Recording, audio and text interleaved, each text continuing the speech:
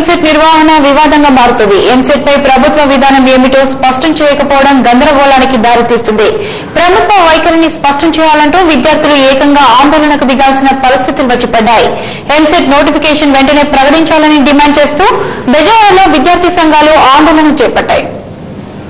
రాష్ట్రంలో ఎంసెట్ విషయంలో ప్రభుత్వం దోబూచులాడుతోందని భారత విద్యార్థి సమైక్య ఆందోళన వ్యక్తం చేస్తోంది.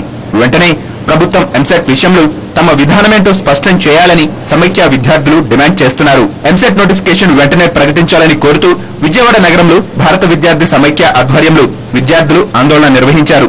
ఎంసెట్ విషయంలో మంత్రులు తలా ఒక మాట మాట్లాడుతూ విద్యార్థులు ఆందోళన రేకెత్తిస్తున్నారని విద్యార్థి నేతలు ఆగ్రహం వ్యక్తం చేస్తున్నారు. ఇంజనీరింగ్ కళాశాల యాజమాన్యాలకు అనుకూలంగా వ్యవహరిస్తూ అసలు ఎంసెట్ అవసరం లేదనే ధోరణిలో ప్రకటనలు చేస్తున్నారని దుయ్యబట్టారు. ఈ రోజు ఎంసెట్ కోసం ఎంసెట్ అవసరం ఉంది.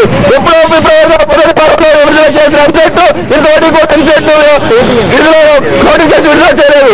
ఎందుకంటే ఇంటర్మీడియట్ మార్కులు ప్రతిపత్తిగా ఇంజనీరింగ్ సీట్లు విడుదల చేస్తామని చెప్పడం జరుగుతుంది. ఈ రోజున పేద దళిత వర్గాలు ఈ రోజు ఆంధ్రప్రదేశ్ లో గవర్నమెంట్ కళాశాల చదువుతున్న విద్యార్థులు ఎక్కువ శాతం ఉన్నారు.